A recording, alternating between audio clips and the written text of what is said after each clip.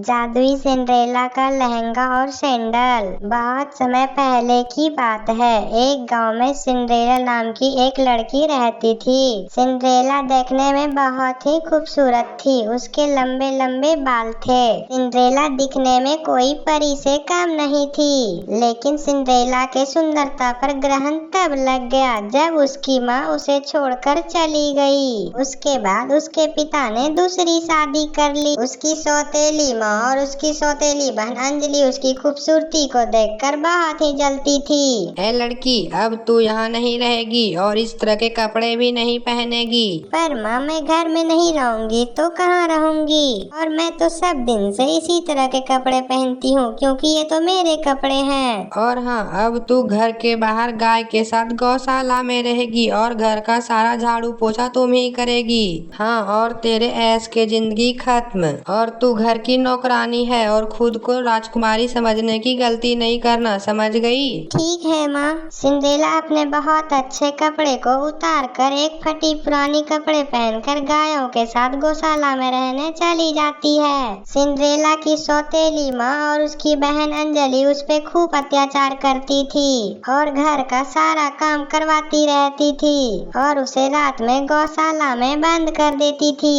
ए लड़की, यहाँ कितना गंदा है, ठीक से पोछा लगा। ध्यान कहाँ है तेरा? ठीक है माँ, अभी मैं यहाँ फिर से पोछा लगा देती हूँ। सौतेली माँ के अत्याचार की वजह से सिंड्रेला बहुत दुखी रहने लगी। लेकिन सिंड्रेला की गौशाला में गायों और चूहों से बहुत अच्छी दोस्ती हो जाती है और वो उनके साथ घुल मिल कर रहने लगी।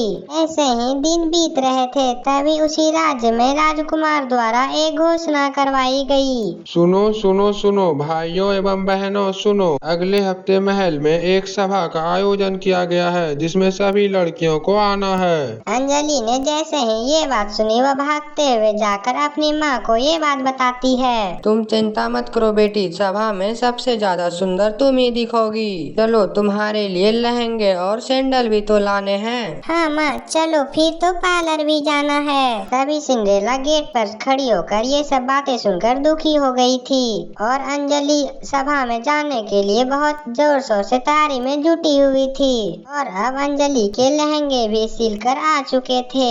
अंजलि लहंगा पहनकर मन ही मन सोचती रहती थी कि मैं ही सबसे सुंदर दिखूंगी और राजकुमार को मैं ही पसंद आऊंगी। आखिर वो दिन आ ही गया। सुबह उठ के अंजलि सिंड्रेला को आवाज लगाती है। सिंड्रेला, सिंड्रेला, अरे कहाँ मर गई? यहाँ आओ और मुझे जल्दी से तैयार करो। सिंड्रेला अपनी सौतेली बहन को तैयार करने लगती है। अंजलि सिंड्रेला को खूब यहाँ वहाँ डांटती है और दिन भर में तैयार होकर रेडी हो जाती है।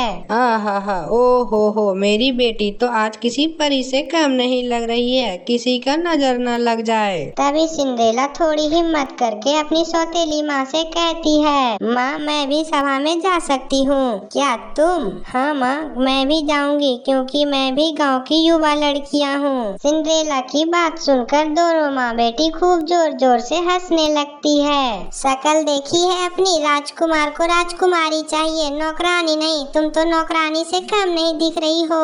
चलो माँ, अब हम चलते हैं, कहीं पार्टी में देर न हो जाए। हाँ बिटिया रानी, जल्दी चलो, कहीं हम लोग लेट न हो जाएं। और तुम याद रखना, सोने से पहले घर का सारा काम हो जाने चाहिए। और सभी लोगों को चले जाने के बाद घर में सिंड्रेला अकेली रह जाती है और अकेले अकेले जोर जोर से रोने लगती है। आखिर मैं क्यों नहीं सभा में जा सकती? आखिर मेरे माँ बाप जिंदा होते तो आज ये दिन देखना नहीं पड़ता और मैं आज ही इस सभा में जा पाती। ये सब बोल बोल के सिंड्रेला बहुत रो रही थी। तभी वहाँ पर जादू से एक परी प्रकट होती है। अरे सिंड्रेला, रो मत, तुम भी उस सभा में जाओगी क्या? सच में मैं भी उस सभा में जा पाऊंगी? पर मैं कैसे जा सकती हूँ? आप मेरी हालत तो देखिए। तुम चिंता मत करो, मैं हूँ ना। और इतना बोलकर परी छड़ी घुराती है और सिंड्रेला जादुई परी में बदल जाती है। सिंड्रेला के बहुत अच्छे फ्रॉक थे और उसके पैर में बहुत ऊंची हील वाली एक सैंडल भी थी। सिंड्रेला ये सब देखकर बहुत खुश थी। तभी परी कहती है, देखो सिंड्रेला, तुम इस तरह के रूप में सिर्फ 12 बजे तक ही हो, फिर तुम अपनी असली रूप में आ जाओगी। सिंड्रेला परी को धन्यवाद कह के राजमहल की ओर निकल पड़ती है। तो दोस्तों, कैसी लगी हमारी कहानी? कहानी अच्छी अच्छी लगी हो तो चैनल को सब्सक्राइब कर वीडियो को लाइक करना ना भूलें।